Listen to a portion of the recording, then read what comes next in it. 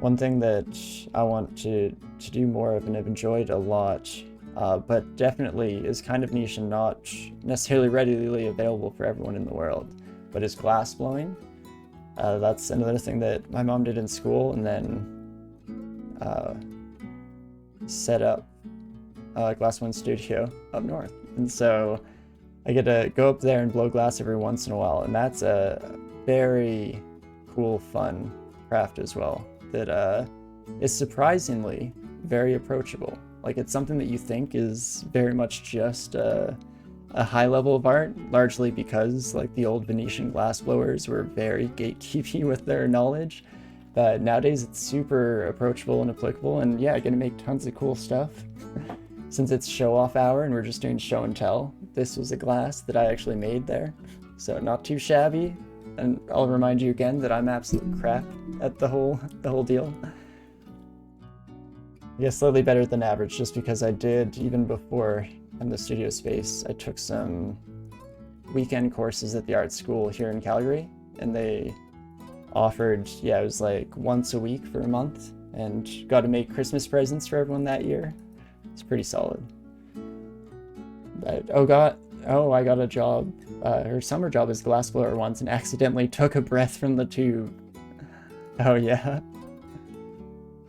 Definitely depends on how hot it is there, because there's some cool processes you can do with that that make it not too bad. But if you're dealing with a short punty, or a short blowpipe, I should say, definitely have some issues.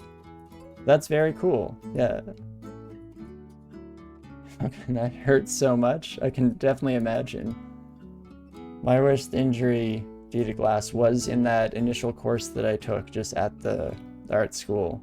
And it's because during the cleanup session, I was cleaning up glass on the ground, and there are these huge like barrel buckets with no bottom that you can essentially just lift off and sweep up the remains so that you're never touching anything with your hands. But I swept it up, and then there was a giant honking chunk of glass left on the floor there. And when glass is hot, you know, like sitting up at the hundreds of degrees, you're going to see it glowing all kinds of fun colors. But even when it's sitting at 400, 500 degrees, it's not going to be glowing hot. It's just going to be hot. And so in my rush and stupidity, I just reached down, went to grab it, and immediately it felt sharp. Like, because your brain doesn't even realize that it's hot, it was just like, oh, is that covered in like shards of glass? And I pulled my hand back and looked, and it was just red. I was like, oh, it's hot glass. Don't touch glass in the glass studio. Anything on the floor is not for touching. You never know how long it's been sitting there unless you did it yourself. You never know how much cooling time it truly has had. But it wasn't bad whatsoever, because it was just that quick, like, grab, release, snatch reaction. It was like, what the heck? But definitely is pretty trippy. Just how hot it can still be even when it's not glowing, for sure. But the coolest part of glass blowing is when you get it up to that glowing hot and you start to work it with the tools. You're using tongs and you're playing with it like silly putty at that point. Super cool stuff. Ooh, good way to get hurt, right? As long as you're not getting the worst of the consequences. Gosh, I'm just running hoping for random energy here, but I probably should start this fight at some point. Yeah, as long as you're not dealing with the worst of the consequences, it just learns you a good lesson that you can take forward and apply to any situations in the future that might have been more dangerous. It's very much my philosophy in DCSS here, in general, where as long as you're not making a mistake that's bad enough to end your run, you're just learning something, and that's good. That's always going to be a good thing. So yes, I hope if anyone out there has any unfortunate accidents, they're not too severe, but just that perfect level that you learn something, I guess. I guess ideally, you don't have to learn anything, but perfect world and all that. Oh man, I was the maintenance foreman at a Nordic steel foundry just north of Copenhagen here. One of my guys was really hungover and it was a really hot summer day. We were cleaning slag off some slag cauldrons, and he was using the gas welder to do so. He must have zoned out. It's dreary, hot, and heavy work. Oof, I'm already scared as to where the story is going.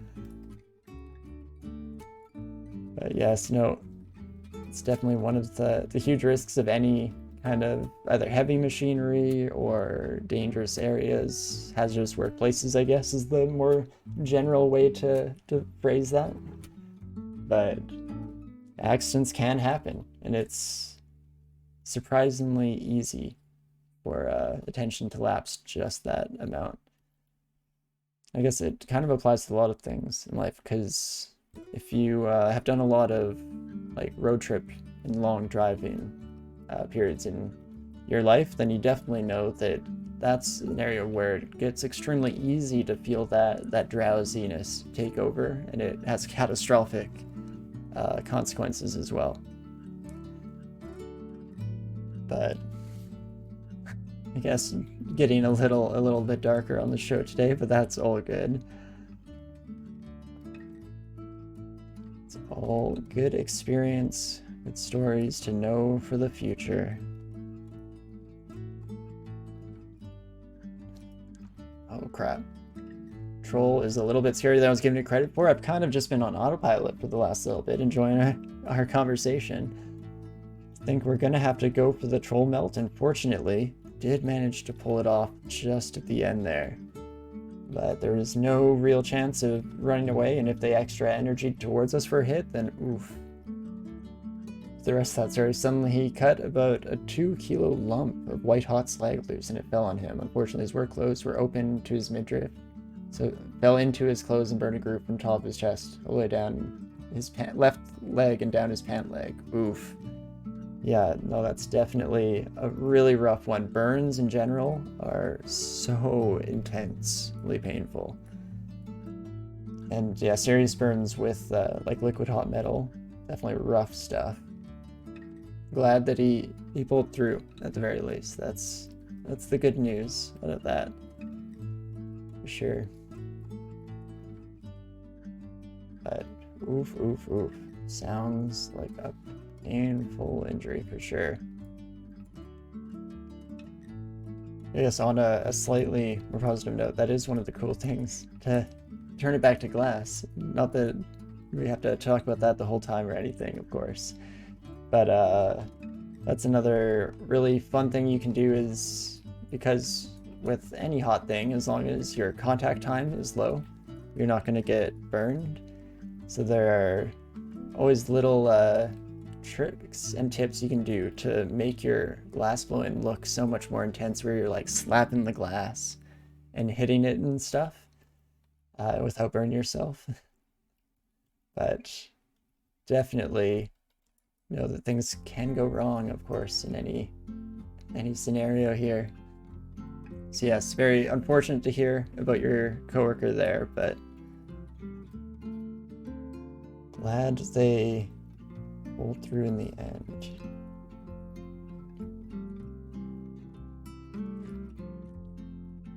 I know it's not the way you want the lesson to be learned, but those ones do have the advantage, if we're being fully utilitarian about it. They do have the advantage of not only teaching the person who has the unfortunate circumstances to be affected directly, but even the secondary people are gonna, learn from that for sure. And hopefully it saves them from having to experience anything to that magnitude or degree in the future. That's a damn hard way to learn. Oh yeah, no way ideal. Not the way that it should ever have to happen.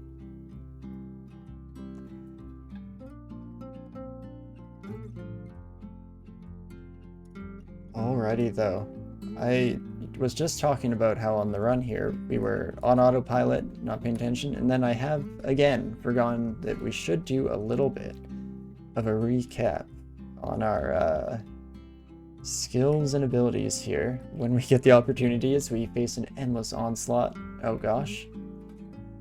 Oof. Two-headed ogre is not what we want to see here.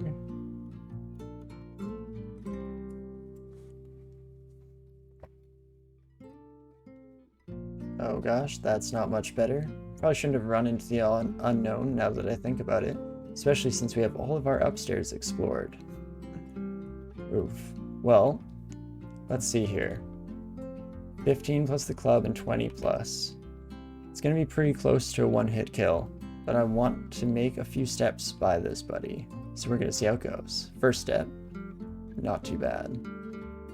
Second step, a little bit worse, but we survived. And now we run. I mean, he was never okay again. He lived, but he's severely disabled. Oh yeah, no, definitely. And ideally, that wouldn't be the case, but I'm still happy anytime somebody pulls through at the very least, because it means there's hope still, and everyone can still be happy even with the horrifying situations in their past, for sure. But speaking of learning, I've been a foreman and later a company owner, so I've spent a couple decades riding people's asses to adhere to safety standards. Definitely, yeah. Especially since, depending on what kind of companies you find yourself having to interact with throughout your job, so many are trying to cut corners. That's something that both my dad and my partner's dad have had similar experiences in their workplaces, with having to be like putting their foot down and saying no. Like, I know you're trying to save some money, you're trying to cut corners, but I will not sign off on this no matter what. Like, it's just way too much. So it can be a pain to have to fight people on that stuff sometime, I'm sure, but you're fighting the good fight out there, making sure everyone stays safe. The one time I decided not to adhere to safety regs myself, I got crushed and had to retire on disability. Oof. Yeah, no, sorry to hear about that. Hopefully nothing too life-changing or debilitating, even though I'm sure it is life-changing no matter what if you are having to go and leave from your usual workplace. So I'm sorry to hear it in general. We fortunately have a very strong industry union here in Denmark, but especially small businesses are inclined to take shortcuts. Definitely makes sense. Unfortunately, especially if they feel like they're forced into it just to get by. I can understand where the temptation comes from, and just hopefully it doesn't have negative impacts. But that is the risk that unfortunately is being taken. Well, let's head back to the stairs here and head up, because even though it's a little bit late, we've found our artifact trident of the run here. And it is still our first artifact weapon, so I guess it is still in keeping with my usual theme here. Whatever voodoo magic I've worked on my code has worked still, or continues to be effective. +9 trident of flame. It does have noise, which is a little bit scary. I don't love bringing each and everyone to us, but maybe if we start blowing up fulminant prisms everywhere, it's going to be happening anyway. 7 dex does give us pretty solid evasion. See invisible is something I've been struggling with for games. Oof. I think I'm going to have to switch to that, even though I do kind of want to mix things up every once in a while here. Oh well, I think that will be what we end up going with, at least for a little bit here. It's not cursed, so we can always swap around, take off it if we want to go here. And, well, I mean, disability here is measured in the context of the work you were doing before you became disabled. So by that metric, 80%. You can do 20% of the job. Definitely makes sense. It's a straightforward way to measure it for sure, because it is something that's really hard to put value on. Because even injuries that are extremely similar in many ways can have completely different effects on the person, whether just completely on a physiological level or on a psychological level. So it's definitely a hard metric or hard scale to have for sure. Okie dokie. Keep it going here, as our noisy trident won't have too many effects on this floor at the very least, seeing as we've explored so much of it by this stage. And, you know, I keep kind of half-assing my attempts to calibrate here, because I'd started to do my skills, but I meant to actually come back here and do a little bit more configuring, because spellcasting, I might actually hold there for a moment And fighting is tempting to get up, and the reason why I turn it on is to just, get some health under our belt here, maybe a little bit more survivability. I would have preferred to have found a shield by now, but unfortunately no such luck. Let's see, evocations is up to +1. Maybe our skills will be further informed by our abilities here. We have 23 spell levels. Oh geez, that spell casting improvement definitely did its work on us. So let us do, let's say Fulminant Prism first. I'm actually going to be learning both this and IMB here, but I was debating in my head which of the hotkeys I wanted which on, and I think I decided this way should go all right for me. We'll see how much how well I remember those keys here. So I went on a disability pension, had a massive depression for a few years, then I retrained as a mental health mentor and started doing that job last Monday.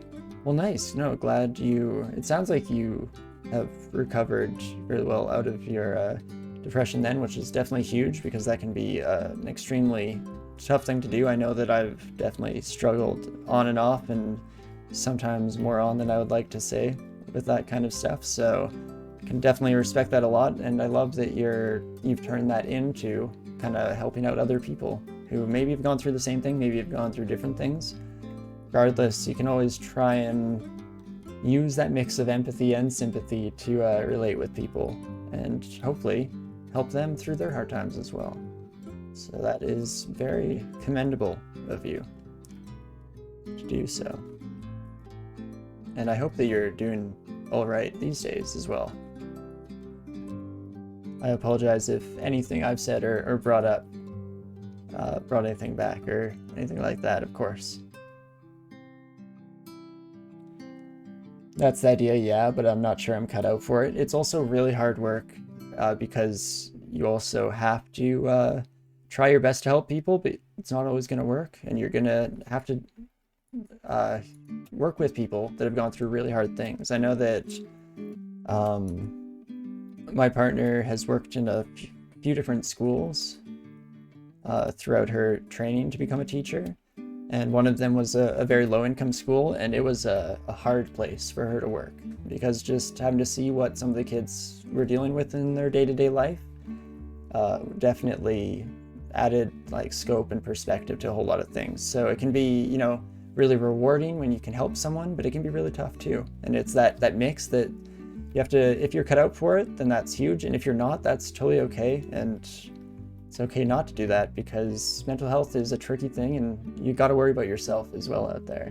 But Safe had also said, interesting, I'm a labor attorney in the States here. Trust me, it's a different world. And Safe said, what do you mean by that? Or Failfang said, what do you mean by that? And Safe replied with, unionization is about 7% here. Yeah, definitely pretty low across the board standards in the States, or I guess non-structured.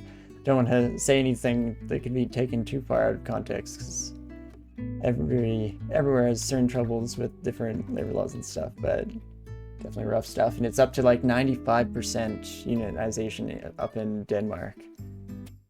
Very cool. Makes sense. Definitely most of the European countries in general, but especially the Scandinavian and Northern European countries, are definitely known for their extremely thorough and well structured social programs. Definitely has always been an attractive place to live for me. I definitely want to visit Scandinavia at some point. Probably hit up the big three. Go through Denmark, Norway, and Sweden. I definitely have big attachments to Norway. Is in kind of my heritage through my dad's side. And then Denmark is actually also pretty important in my family on through my uncle, but further that way, or because of that, I should say, at a wedding a couple years ago, my partner and I became really close friends with some of the extended family who'd come in from Denmark to Canada, and we really want to get out. I think they live just outside of Copenhagen, but we have to get out there sometime and visit them. because I've definitely heard nothing but amazing things, and I do love a lot of the traditions from Denmark that we've done. And all the people I've met have been extremely friendly too, including you. But your unions gotta be rather toothless in the States. We don't even have a minimum wage here in Denmark because the whole workforce is so thoroughly unionized that they negotiate pay levels for everyone. That's so awesome. Yeah, no, we're not a whole lot better than the States in a lot of those regards. But it depends. If it says the ones I go against are the police unions, I try to fire bad cops, and trust me, it's hard. Wow, yeah.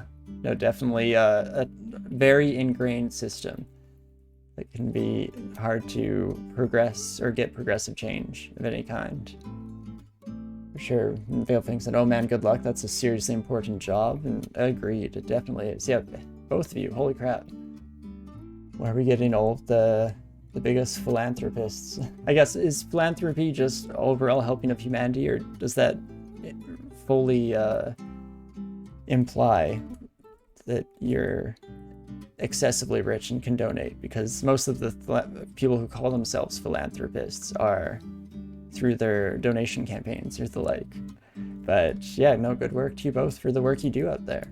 It's definitely hugely important stuff. Mental health and making sure that corrupt systems are called out on, and that everyone is, what's the word I'm looking for? Accountable. There we go. Accountable for their actions and what happens in the workplace around them as well. Except that thanks. Sometimes I get discouraged, but yeah, it needs to be done. Thanks for the kind words. I'm glad to hear everyone's, or to hear both of your guys' stories here, and very much appreciate the work that you do out there. But okay, I guess back to the game for just a split second here as we decide how we want to handle this. Do you have a fulminant prism primed and ready here? We can definitely put at least one around the corner here. I guess he has a trident, so these will always hit as long as they're just sitting there. That should kind of work. And then just, I think, Searing Ray, this son of a gun. Kind of worked, not too bad. Fulminant prism, that could have been a bad roll, but we could also think about maybe training a little bit of hexes, especially since we do have the +1 aptitude. Might not be a bad idea to even just throw it up to, let's say, 4. Shouldn't take long at all. Let's try that out. Okie dokie. Back in the 80s and 90s, the 3 inner city police precincts that were basically an organized, or here were basically an organized crime syndicate, and that's in Denmark there. They'd steal drugs from the pushers, assault sex workers, and beat up the brown kids and punks. But a cop called Han Beck Hansen, I'm guessing? Han Beck Hansen? Definitely could be very wrong about that. Changed all that. She got appointed national chief of police, and in the span of 8 years, she got rid of all the bad apples. Holy cow. That is crazy cool. Huge respect to Han or Hannah. Hannah, probably, right? Hannah? Now that I think about it. I don't know, I'm losing all of my Danish pronunciation here, because I did actually learn a couple or a few Danish phrases and words at that wedding, but definitely not doing a great job with my pronunciation and phonetics here. But I'm ashamed to say that when she took office, I mailed her a bloodied cobblestone with a note saying, "Can't wait to see you in the streets." Oh, jeez. So then, yeah, if you come around to the other side, I'm guessing, based on the other things that you've said, that was just kind of your stance at the time, because if so, then props on you for Bonne Munchies. I should have mailed her a bottle of wine. Oh, that's very sweet.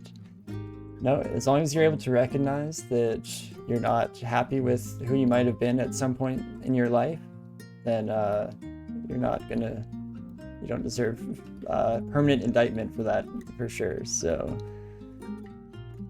I love the sentiment of the bottle of wine there. Sefed said, good on her. The culture changes are very hard.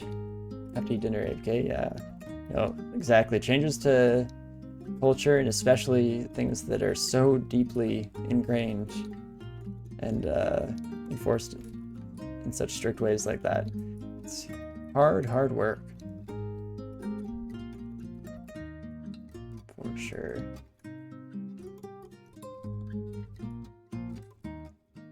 Oh, geez Louise. Bunch of orc buddies, but shouldn't be anything too bad. I guess, again, kind of on autopilot in terms of the run here. Maybe instead of continuing downwards, I should instead poke our head into lair here like we usually do before heading through too much of the dungeon. And we should also maybe do a little bit of a investigation. I don't know. Take a closer look at our inventory. How about that? And that gives us magic regeneration over the Guardian Spirit amulet. Guardian Spirit is awesome for keeping us alive, but I don't like losing all of our mana to a couple of bad hits either. So we'll maybe try and switch that around for a little bit and see how we do. And then we can also try out these rings, a cursed ring of attention and a ring of positive energies. Positive energy we'll keep around, but attention, oh gosh, we don't have very many large stacks of scrolls. Who knows which one of these is remove curse. Fortunately, we do have 7 identify, so let's hope we find it. Start with 3 fog. Then 3 scrolls to remove curse. We did it. Hurrah! Bit anticlimactic, but we got it. To be fair, in May 93, I got shot by the police at a political protest. I've twice been picked up by cops for no reason, had my boots taken away, gotten cuffed behind my back, driven to the then neo-Nazi district, and then kicked out of the car after they turned on sirens for a moment. Oh, geez.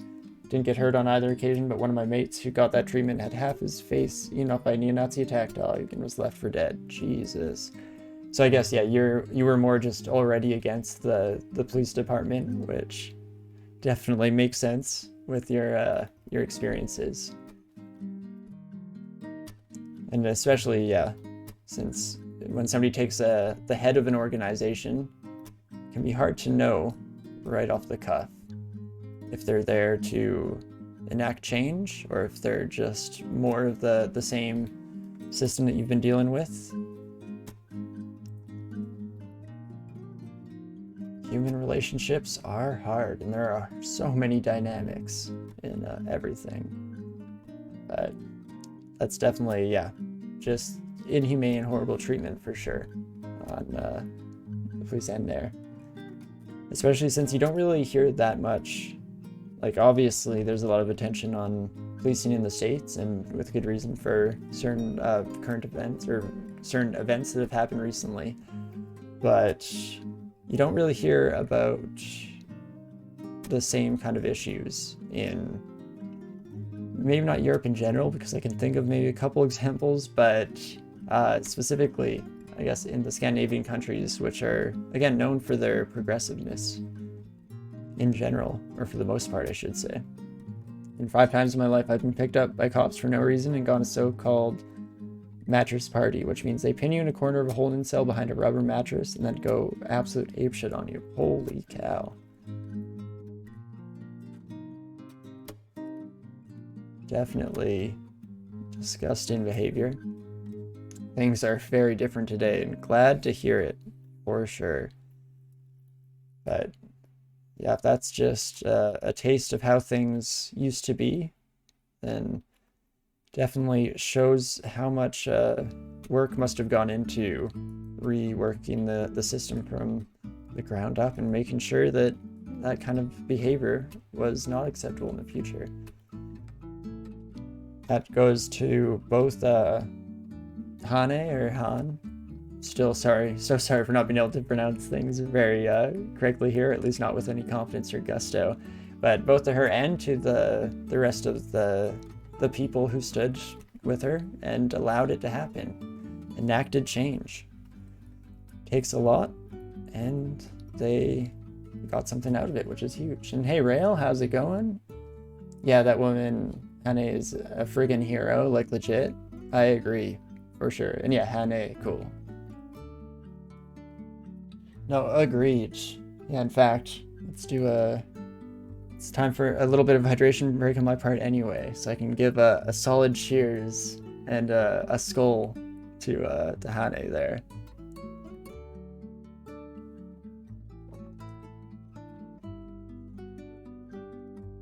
And, oof.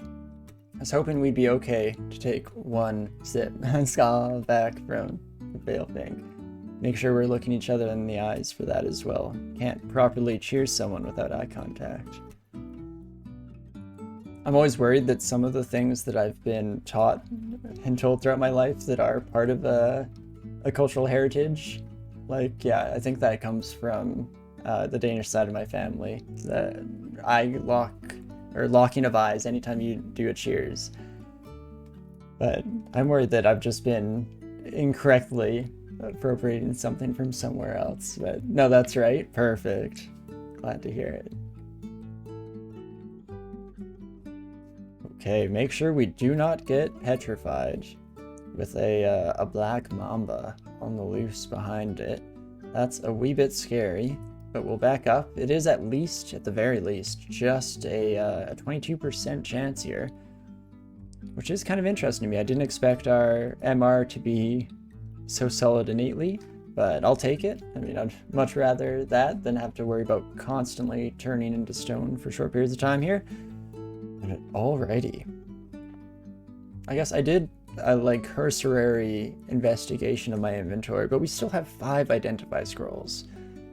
So I should really probably I'll inscribe that with R1 to simplify things, and then we can press R1 and, oh my gosh, I didn't realize you were an artifact. Let's identify that right away. And look at that, some willpower right off the back as we were talking about it. I'm also still wearing the Ring of Attention. Oh gosh. Fortunately, no downside has occurred because of it, but I'll take it. This is why you clink your glass with each of the people involved so you can lock eyes. Yeah, exactly. No. Depends on who you ask in my family. We have a really big family, so when that rule was introduced, it definitely adds just a little bit of time to the entire process.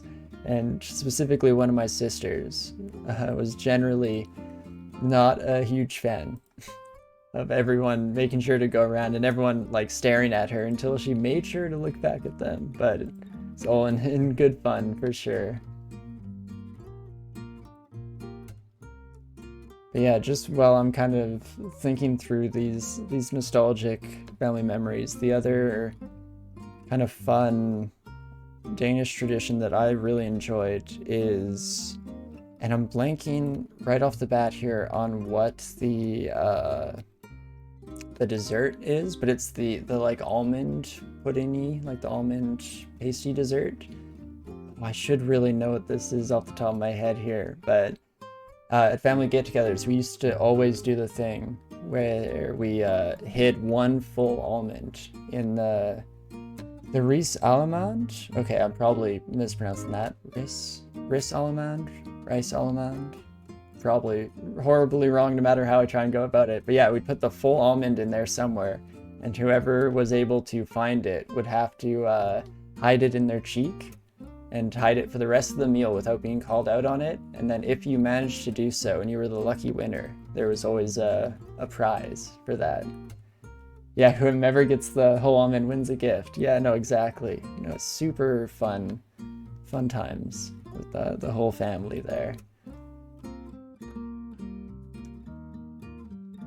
Even though usually I'm pretty sure people cheated just a wee bit. More specifically, if either my parents ever got the almond, they would find some way to sneak it into a napkin and then sneak it out to one of the kids of the family because they didn't want to take the gift. But of course, it's all in the spirit of family love and all of that. If you get called out, the one who figures you out gets the gift instead. Yeah, no, super fun.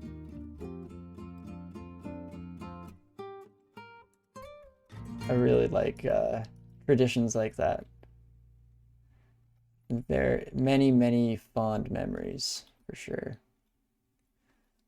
As I talk about fond memories, we're getting absolutely shredded by a couple of sheep here, but that should be okay. We'll just back around the corner, and we should be taking advantage of the fact that we have IMB. And me too, says Failfink. Yeah, no, good times. There we go. Yeah, let's take advantage of the fact that we can actually knock enemies back, and we have more than just our magic dart to take care of everybody. BRB, yeah, no worries. And we will continue on into the first floor of Lair, hopefully having gotten our footholds in. I mean, it's definitely kind of nice to be a little bit distracted by chat and have these good conversations going on during the start of the run, because at a certain point you do kind of get used to that starting process and how it goes. Very much get in the groove of things, and if you can just enter that the full flow state, or even just a bit of the run, and it definitely helps with both the potential tedium, I should say, of the start of the run. Potential, because you never know how it's going to go. Try not to die as well. You'll think I'm doing my best for sure. Who knows here? But yeah, not only the potential tedium of the early run, but even just the kind of straightforward parts that you're not thinking about too hard. All works out. Okay, take the confusion on the Hydra as an advantage to step the heck away. Not take too many more hits, because that is rough stuff. Okay, and there we go. Got through the Komodo as well. Through our first Hydra encounter of the day. Always a solid thing that we can be happy about.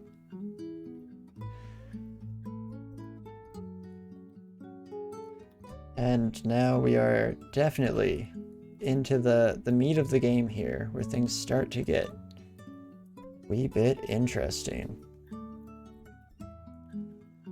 Mid-game is also, though, where things get exciting, so that's a good news of its own. We still haven't found any other spell books, which is super unfortunate. Maybe I'll learn a little bit of translocations, just for fun. Get IMB going real nicely here. Should also set a target on fighting so I don't accidentally overtrain that, as I'm very likely to do, seeing as how this run we haven't been fully on top of our skills. But you know what, translocation's actually just going to go on normal and not focused, because we're going to start focusing down shields. Getting that up to the point where we can wear this buckler without any downsides affecting us. Here's our second Hydra. Why does our always Hydra keep having to be a big ol' like 8-headed buddy? Why can't we just fight these 4-headed friends as our first encounters? Make me feel much more comfortable with our odds at the very least.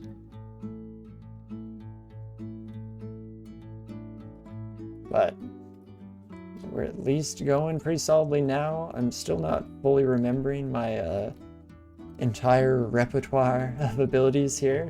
Specifically, IMB should be called into effect a little more often, and maybe even some fulminant prism shenanigans here. So what else? One could go there too. Yeah, that doesn't break any rules. And that blows up. Oh, holy crap, that one's gonna kill it. Okay, so 2 fulminant prisms is pretty solid. I guess it at least allows you to kind of get the averaged out value of total damage between the 2 of them, so there is that at the very least. And, oh, whoops, dang it, I IMB'd instead of my prism there, whoopsie daisies, but let's try and lay some of these in. Ooh, we got slowed as a miscast effect. That's not great. What are our odds of failing? Only 1%, but it is yellow fail, which is why we got a more serious miscast effect than what we're used to. But that should be fine, especially since I can just keep IMBing this buddy. Trying to knock them away and get them in that lockstep of just having to take the step towards us each and every turn. Kind of worked so far. And then, you know what, we have a lot of space here. Hydras, as long as you're not dealing with water, are not faster than us, so we can run away. It is at a weird little halfway point in terms of energy levels, where every other turn they're losing and gaining their energy step. Oh geez, and that makes things so much worse. You know what, I took this way too far. I should have stopped and used mana the second I had mana at my disposal. Instead, here we are, fighting for our life between these 2 vicious predators here. Oh my gosh. Okay, that was way bigger hit than I was expecting. Oh gosh, such a sudden spiral downwards just after Balefink told us not to die and everything. So, what can we do here?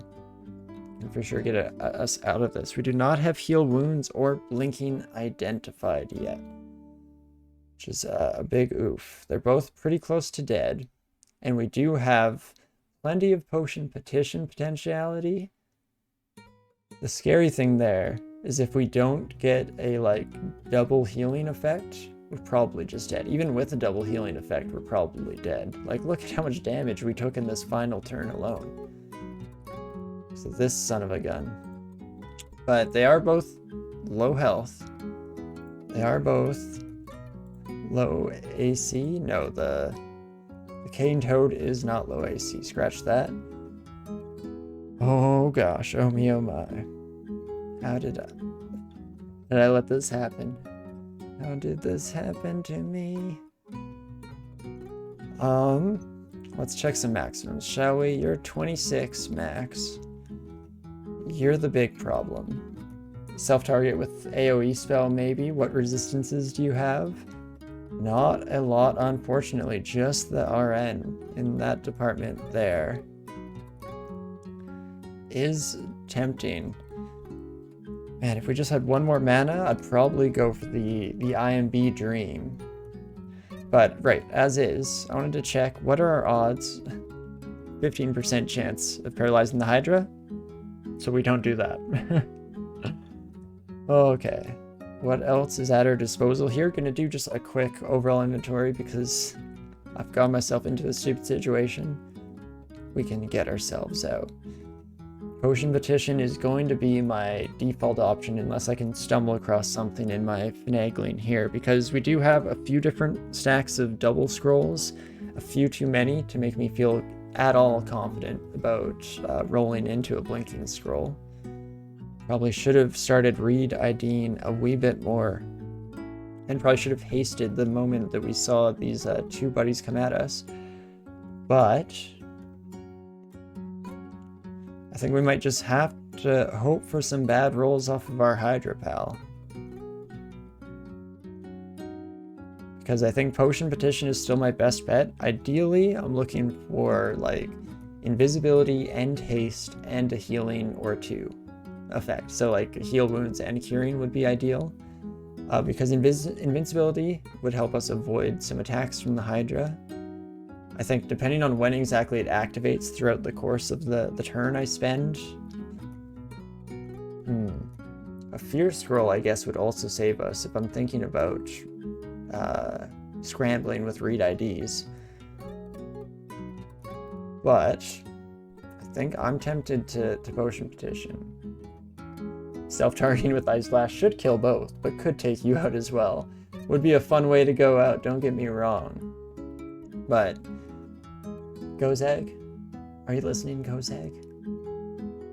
Just this once. I mean, I have the cash. That's all you care about, right? Okay, we did get heal wounds. But that's only enough if we also get missed a whole bunch.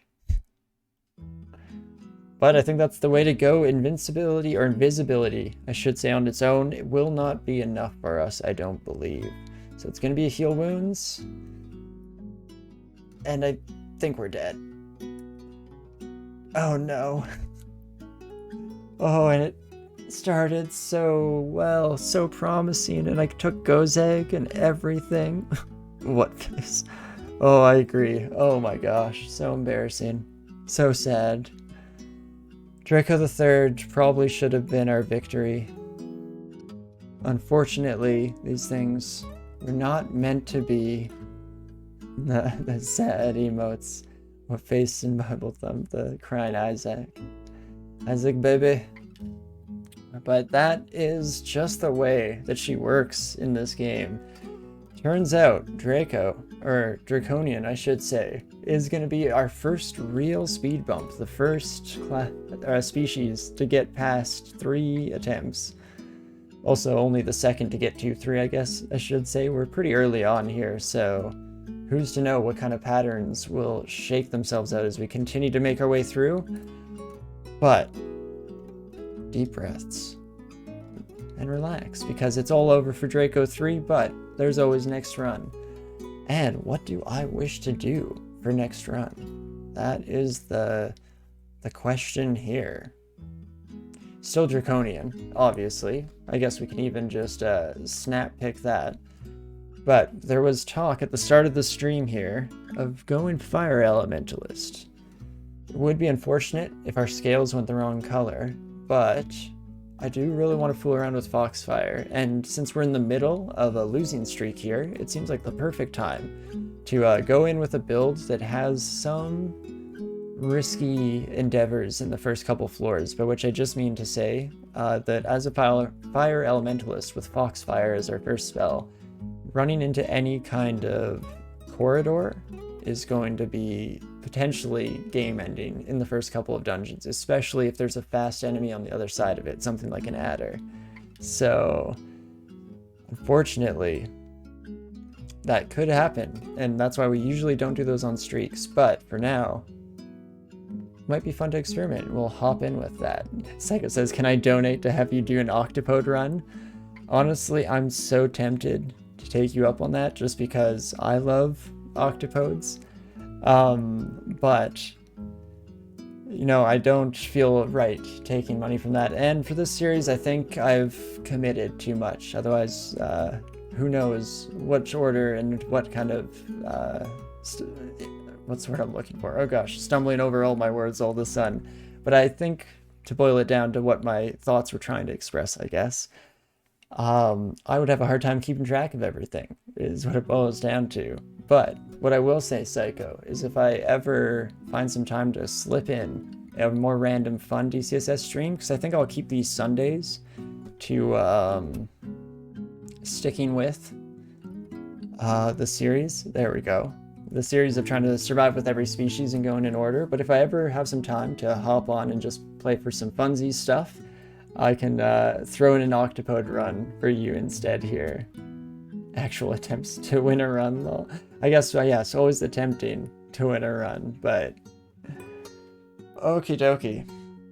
I guess on the note of the decision here, and kind of with the perfect timing of this tragic event, the loss of Draco III, Failfink is going to be so disappointed that I managed to die right after they went off and took their break, but I'm going to leave it on this background screen, and if people want to shout out their favorite choices in chat for what we should go in as our next Draconian, definitely let them rip there, and I'm just going to be a minute or so. I just want to pour some food out for the doggo here. Maybe, not quite time to grab a refill for my drink, but maybe I'll grab one for the future here. And then we'll be ready to hop into the next one. So let me know if you have any strong opinions about which background you want to see. Maybe I'm leaning towards one of the elementalists, but I'm open to suggestions and happy to try out whatever here. So let me know, I guess, if there's anything, and I'll be right back in just a few moments.